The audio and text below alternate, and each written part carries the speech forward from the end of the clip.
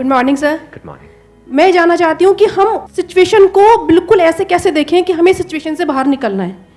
कि मान लो हमारे पास बार बार कोई प्रॉब्लम आ रही है, हम उसे फेस कर रहे हैं, फिर जो आसपास के हमारे सराउंडिंग्स के लोग हैं वो भी टाउंटिंग कर रहे हैं हम पर, नहीं तुमने पहले भी ऐसे किया था, अब फिर तुम फेल हो जाओगे इसमें, तो वहाँ जा करके हम स्टक हो जाते हैं और फिर हमारा कॉन्फिडेंस लूज हो जाता है। हम एग्जैक्टली कहाँ स्टक हो जाते हैं, जिसको आप जो वर्ड यूज कर रहे हो स्टक हो जाते हैं, मतलब आप कह रहे हो कि हम अपनी थिंकिंग में स्टक हो जाते हैं। थिंकिंग में स्टक हो जाते हैं, राइट? कि हम ओवर थिंकिंग में चले जाते हैं। ओवर थिंकिंग कि हम बैठे बैठे बस सोचते रहते हैं कि ऐसा क्यों हुआ, क्या हुआ, ऐसा नहीं होना चाहिए, कि हमारे में कुछ ऐसा हो गया तो क्या होगा, वैसा हो गया तो क्या होगा, मैं दोबारा भी ट्राई किया नहीं हुआ तो क्या होगा। हम जानते हैं कि पहले भी ऐसा हुआ था, फिर हमने उसे ओवरकम कर लिया, लेकिन बार बार वही चीज आते आते फिर वही ब्रेन का जो कंफर्ट जोन है, हम फिर वहीं स्टक होने लगते हैं। और जिस कंफर्ट जोन की आप बात कर रहे हो वो एक्चुअल में ओवर थिंकिंग वाला जोन है। ओवर थिंकिंग वाला जोन है, मतलब बैठे बैठे बस सोचते रहते हैं जैसी हमारी कंडीशनिंग हुई है, कर कुछ नहीं पाते हैं। करते भी हैं तो थोड़ा सा करना शुरू करते हैं, उसके बाद वापस से वो थॉट्स हमारे ऊपर हावी हो जाते हैं। राइट? यही आप कह रहे हैं। राइट सर, प्रॉब्लम जो है इतनी ज़्यादा, क्योंकि एक्चुअली क्या लाइफ में अगर कुछ अच्छा होता है तो शायद हम प्रॉब्लम से इजीली निकल जाते हैं, बट बैक टू बैक जब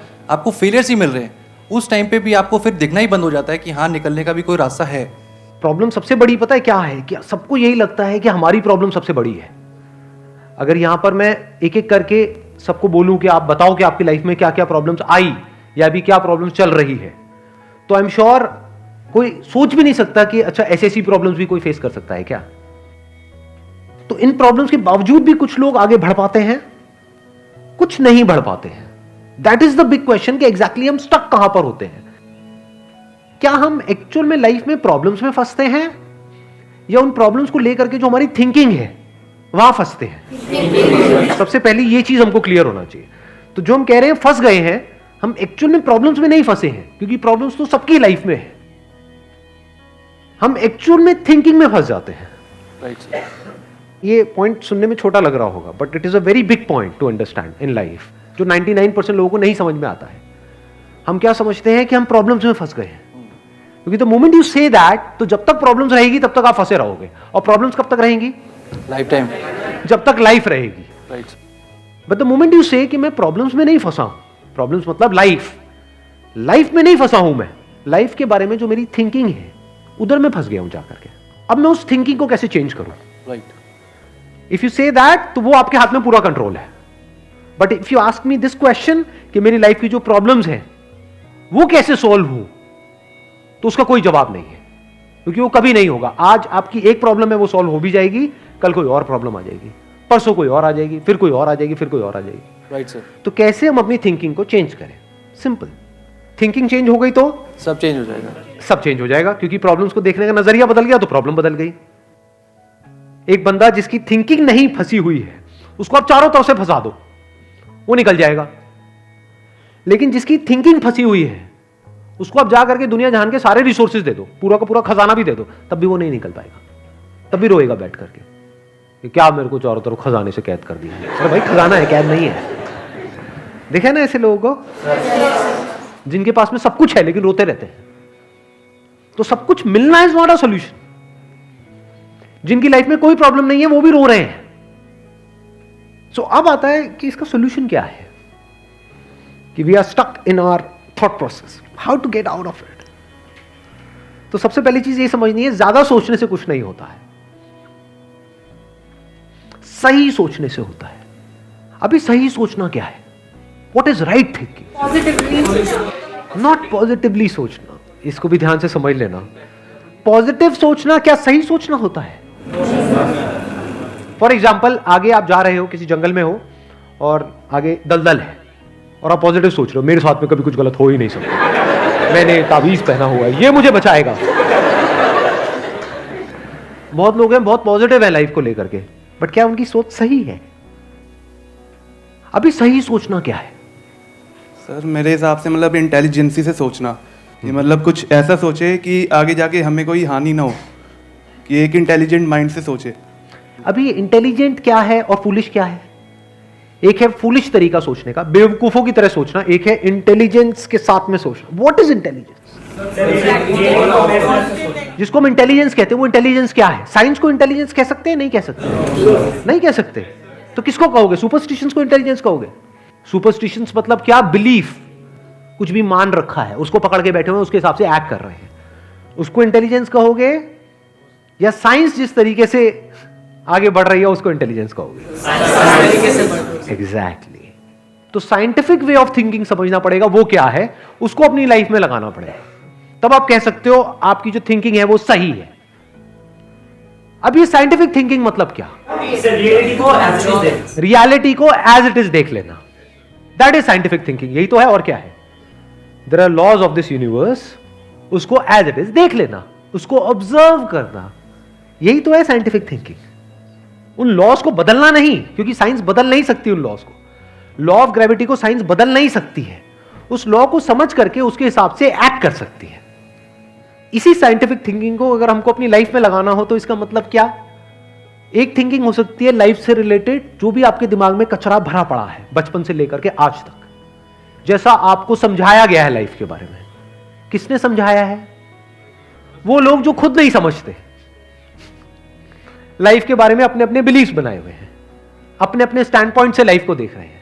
फॉर एग्जाम्पल, कोई हिंदू है तो एक तरीके से लाइफ को देख रहा है, कोई मुस्लिम है तो अलग तरीके से लाइफ को देख रहा है, क्रिश्चियन है तो अलग तरीके से देख रहा है।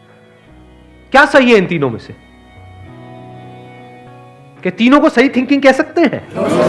ना, क्योंकि आपस में लड़ झगड़ रहे हैं। साइंस में कोई लड़ाई झगड़ा होता है? अगर मैं किसी साइंटिफिक फैक्ट के बारे में बात करूंगा, क्या कोई हिंदू, मुस्लिम, क्रिश्चियन आकर के आपस में लड़ सकते हैं?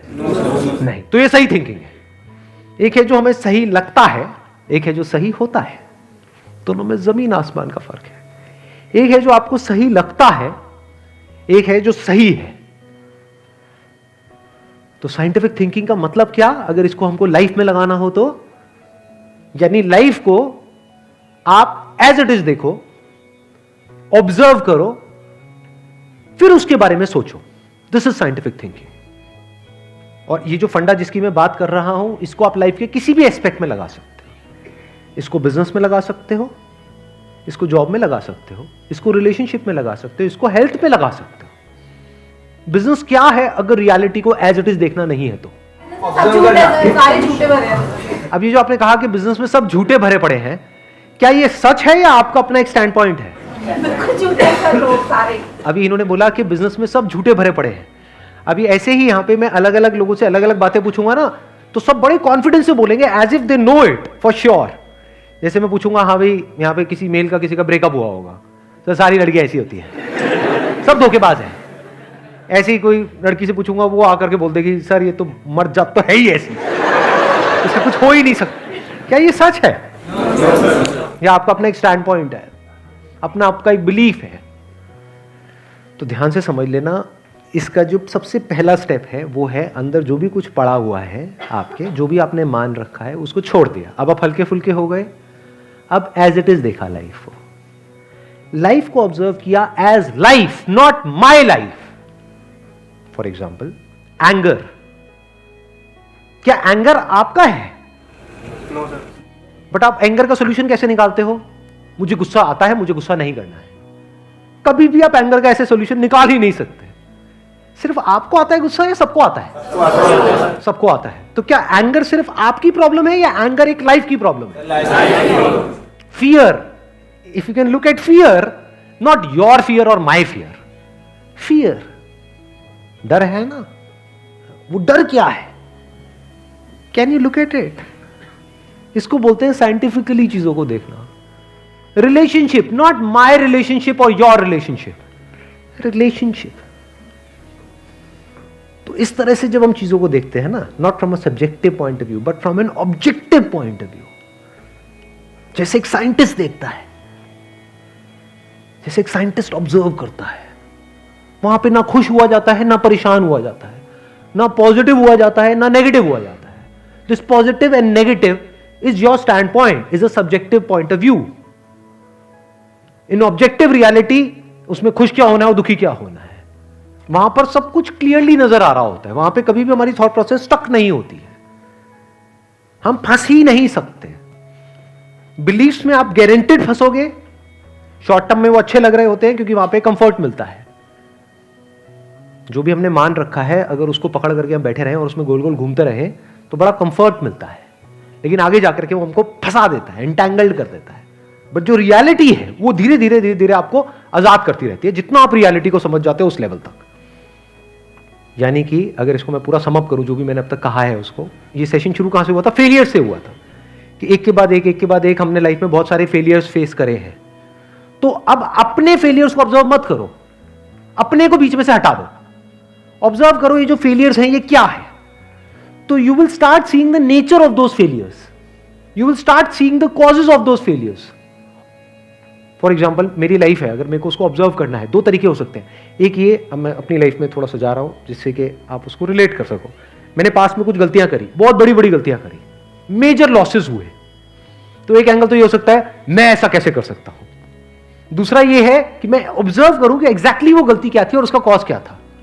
तो वो दिख जाता है, अच्छा उस टाइम पे वो ग्रीड बहुत ज्यादा हावी हुई पड़ी थी। अच्छा ग्रीड क्यों हावी हुई पड़ी थी, इतना लालच क्यों आया हुआ था कि हाँ ये करना है ये करना है ये करना है, ये क्यों आया हुआ था? और ये बचपन से ऐसी कंडीशनिंग हुई पड़ी थी, बचपन से घर में यही सारी बातें सुनी थी। तो इसलिए I was acting out of that information जो मेरे अंदर फीडेड थी, and that was not correct information. वो सारी इंफॉर्मेशन गलत थी, जिसकी वजह से मैंने जल्दी से एक्ट किया, बिना सोचे समझे, बिना सही थिंकिंग के एक्ट कर दिया, उस वजह से जाकर के फंस गया। तो मुझे उस बंदे ने नहीं फंसाया, मैं खुद फंसा अपने लालच की वजह से। तो अब ये क्लियर हो रहा है हम कैसे देखते हैं। तो वंस वी सी दैट, तो अब मैं उससे पूरी तरह से फ्री हो गया, because I understood something which is very basic in life, जिसकी वजह से पूरी की पूरी लाइफ एक अलग ट्रैक पे निकल गई। क्या समझ आया? कि कभी भी ग्रीड से एक्ट नहीं करना है। अब इसको हम समझते हैं, कैसे समझते हैं? मॉरल साइंस की बुक से। वो सब बकवास है, ये लालच नहीं होना चाहिए, सबके अंदर लालच भरा पड़ा है। बट लालच हमको कैसे फंसाता है, इसको ऑब्जर्व किया अपनी गलतियों के बेस पर, और फिर समझ आया अच्छा ये होता है। लालच से ग्रोथ नहीं होती है। लालच से आप पैसा कमा सकते हो, बट उसको आप ग्रोथ नहीं कह सकते, क्योंकि आप डिग्रेड हो रहे हो, तो आप एक्चुअल में ग्रो नहीं कर रहे हो। एक्चुअल ग्रोथ में उसको कह सकता हूं जो होलिस्टिक ग्रोथ हो, उसको ग्रोथ बोल सकते हैं। आपने पैसा तो कमा लिया, लेकिन डर में जी रहे हो कि मैंने इतने घपले कर दिए हैं, अगर किसी ने पकड़ा गया तो पता नहीं क्या हो जाएगा, क्या फायदा ऐसी लाइफ का। उसको आप ग्रोथ कहोगे? Can you call it growth? ना। तो लालच से ग्रोथ नहीं होती।